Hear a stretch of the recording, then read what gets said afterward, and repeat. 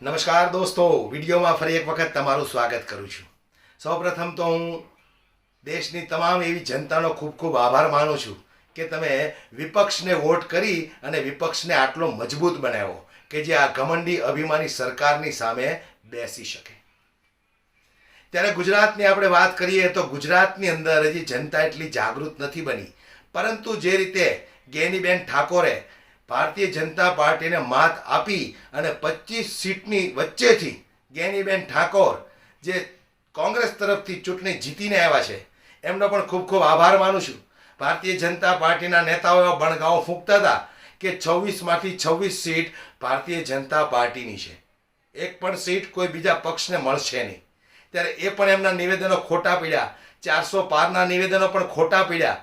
ત્યારે જે રીતે ગેનીબેન ઠાકોર કાંટાની ટક્કર દઈને આ ભારતીય જનતા પાર્ટીના ઉમેદવારને તગડી હાર આપીને જીત કરીને બતાવી છે, ત્યારે આ ગેનીબેન ઠાકોરને લઈને જે રીતે એમનું સ્વાગત કરવામાં આવ્યું છે અને એ સ્વાગત દરમિયાન જગદીશ ઠાકોર જેમણે ફરી એક વખત ભારતીય જનતા પાર્ટી પર પ્રહાર કર્યા છે, અને એ પણ કેવા મારી નાખું, તોડી નાખું, ભૂકા કરી નાખું એવા જબરજસ્ત સંવાદોથી ભારતીય જનતા પાર્ટીના ભૂક્કા બોલાવ્યા છે જગદીશ ઠાકોરે. તો આવો દોસ્તો આપણે એ વિડીયોને જરા વિસ્તારથી સાંભળીએ. આ ચૌધરી સમાજના આગેવાનોની સાક્ષી કહું છું, 8મી તારીખે પરિણામ જે દાડે સરકાર રચાય એ દાડે સ્પેશિયલ ટીમ બનાવીને 1 મહિનામાં ઉમેદવારો જે કોઈ ભાજપના હશે એને જેલના સળિયા પાછળ નાખવાનું આ ચૌધરી સમાજને અને આના પરિવારને જગદીશ ઠાકોર વચન આલે છે.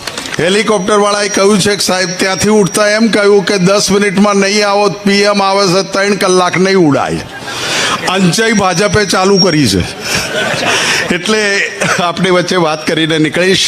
કોંગ્રેસની સરકાર બનાવનાર કોંગ્રેસના કાર્યકર, કોંગ્રેસના આગેવાન, કોંગ્રેસના પદાધિકારીઓને ગુજરાત પ્રદેશ કોંગ્રેસ સમિતિનો પ્રમુખ લાખ લાખ વખત નમન કરે છે, વંદન કરે છે, પ્રણામ કરે છે. 2 મહિના પહેલા મને કહેતા હતા કે જગદીશભાઈ શું થશે, મેં કોઈ એખોન પછી 3 મહિના પહેલા કોઈ મારી વાત ગળે ઉતરતી નથી. હમણાં 10 દિવસથી પૂછે છે કે જગદીશભાઈ મારી બેટી 125 આવે એવી તો દેખાય છે. આવે એવી નહીં, આવી ગઈ. પછી મને કે આ પહેલા કેમ નતું દેખાતું? મેં કીધું અમારે પહેલો બીજો ઘેર જ નથી, સીધું ટોપમાં જ પડે છે, અને ટોપમાં પડ્યા પછી બ્રેક થતી નથી. 125નું ટોપમાં પડ્યું છે, હવે 30 થાય, 35 થાય, 40 થાય, 55 થાય. એ કરનારા તમે છો, આ વાતાવરણ બનાવનારા તમે છો, આ ઉમેદવારને બળ, તાકાત, આશીર્વાદ આપવા વાળા તમે છો. લોકો એમ કહે છે ને જગદીશ ઠાકોર ચમ આટલા તેજમાં બોલો છે, એટલે આ ખીલા જો, આ ખીલા મજબૂત છે, અને જેના ખીલા મજબૂત હોય એ બોલે, અને બોલ્યા પછી જવાબ ના લાય. એ કોંગ્રેસને મારા વંદન કરું છું. ઈડરના કેટલાક પ્રશ્નો આપ્યા છે, મને બોલતો નથી. રામભાઈને તમે સૌ બધા જીતાડો છો, સરકાર બને છે, અને બન્યા પછી આ વિધાનસભા માગતા થાકે કોંગ્રેસ આપતા નહીં થાકે એટલું વચન આપીને તમને જઉં છું. જેમ આજે ઉમેદવારના પ્રચારમાં આવ્યો છું, એમ સરકાર બન્યા પછી તમારી રજૂઆત સાંભળવા માટે આવીશ. 27 વર્ષની ભૂખ છે વિકાસની. અલ્યા બનાવો, 12 મહિનામાં ભૂખ ભાગી નાખીશું, 12 મહિનામાં ભૂખ ભાગી નાખીશું. કોંગ્રેસની સરકાર બને તો શું? પહેલી કેબિનેટમાં 3 લાખ રૂપિયાનું ખેડૂતોનું દેવું માફ કરવાની જાહેરાત ગુજરાત પ્રદેશ કોંગ્રેસ સમિતિ કરે છે. ઘર વપરાશની વીજળી 300 યુનિટ માફ. ખેડૂતને વીજ બિલમાં રાહત. કોરોનામાં જે ગુજરી ગયા હતા ને કોંગ્રેસે માગણી કરી હતી 4 લાખ આપો, ભાજપે ના આલ્યા, કોર્ટમાં ગયા, હાઈકોર્ટ, સુપ્રીમ કોર્ટ. થપ્પડ ઉપર થપ્પડ મારી કોર્ટોએ, ત્યારે 50,000 આલવામાં સંમત થયા. ભાજપ વાળાને ખબર નથી હારી ભેંસ લેવી હોય ને તો 50,000 ને લાખ રૂપિયા થાય છે. એટલે આ માણસની કિંમત 50,000 આવવા દો. મારો દાડો જે કોરોનામાં ગુજરી ગયા છે એના ઘરવાળાને ખાલી 5 પંચો અને તલાટી સહી કરીને આપે. કોઈ કોરોનાના સર્ટિફિકેટની જરૂર નથી અને 4 લાખ રૂપિયા સહાય આપવાની વાત કરું છું. અહીંયા પોલીસ પરિવાર આપણા બંદોબસ્તમાં છે. ચૂંટણીનો પરિવાર આપણા બંદોબસ્તમાં છે. કોરોનામાં 24 કલાક પોલીસ રોડ ઉપર હતી. કોરોનામાં 24 કલાક નર્સ, ડોક્ટર, આરોગ્યનો સ્ટાફ, આંગણવાડી સેવાની વર્કરો વસ્તીની વચ્ચે હતા અને એમને કોરોના થયો અને ગુજરી ગયા. જાહેરાત કરે છે આજે ગુજરાત પ્રદેશ કોંગ્રેસ સમિતિ કે જે કોરોનામાં સરકારી કર્મચારી ગુજરી ગયા એના ઘરમાંથી એક સરકારી નોકરી આપવા માટેની જાહેરાત કરે છે. દૂધના ભાવ તો તમને ડેરીના જે મળતા હશે મળે જ, પણ 1 લીટરે વધારાના 5 રૂપિયા ગુજરાતની કોંગ્રેસની સરકાર સબસિડી આપશે એની પણ કોંગ્રેસ આજે જાહેરાત કરે છે.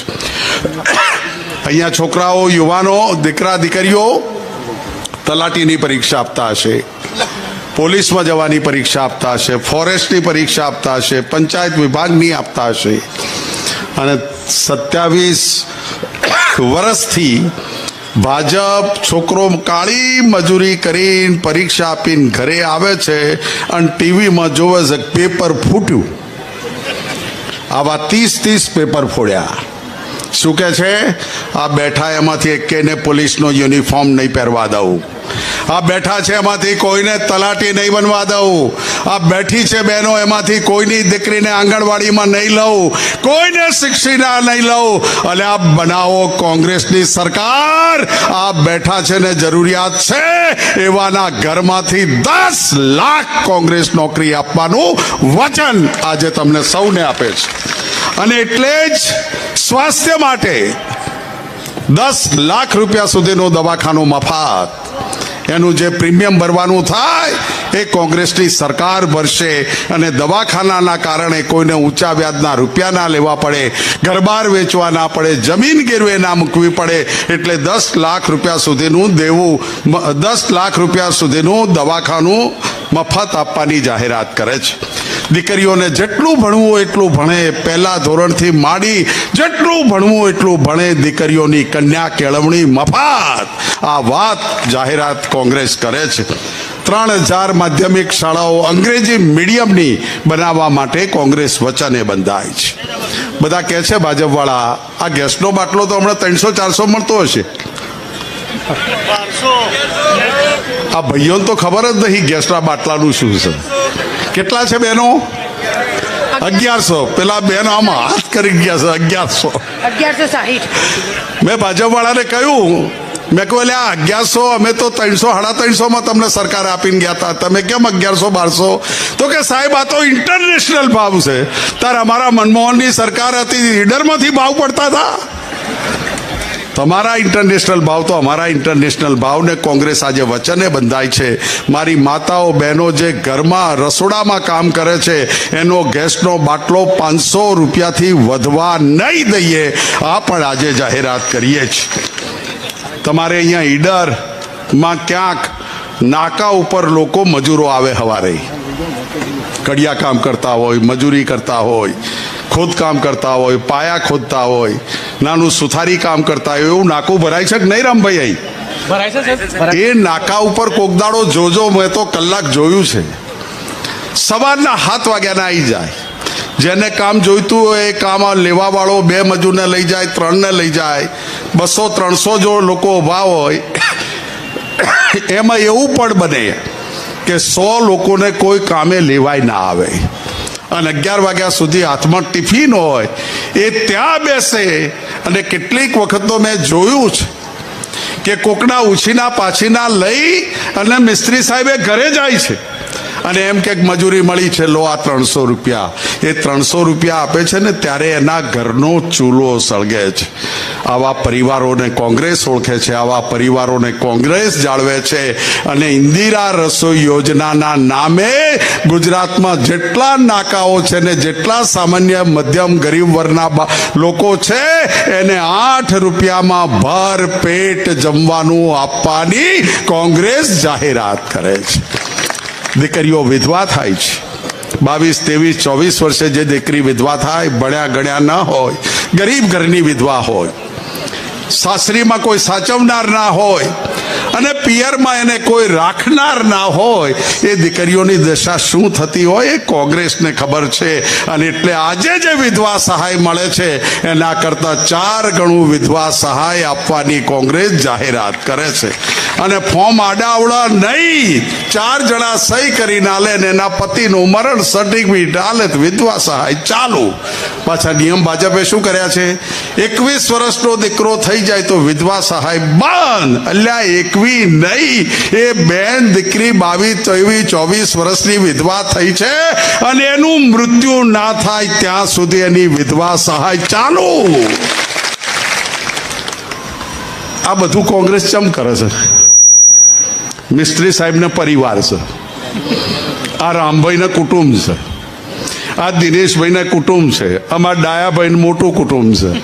અમારે બૈરા છોકરા છે તો અમને ખબર પડે કે શું ડંખે છે, શું દુઃખ છે. જેને કશું ના હોય એને ખબર પડે ખરી? બેનો હવે છે બરાબર. શેર કરો, દરેક લોકો સુધી પહોંચાડો, દરેક લોકોને ખ્યાલ આવે કે આ 25 ભારતીય જનતા પાર્ટીની સીટોમાંથી એક સીટ ગેનીબેન ઠાકોરે જે રીતે છીનવી લીધી છે અને ભારતીય જનતા પાર્ટીના ધોતિયા ઢીલા કરી નાખ્યા છે. આવનારા દિવસોમાં ગેનીબેન હવે એમના બનાસકાંઠાને કેવું ચમકાવે છે એ જોવાનું રહ્યું. દોસ્તો, વિડીયો ખૂબ શેર કરો, દરેક લોકો સુધી પહોંચે. જય હિન્દ.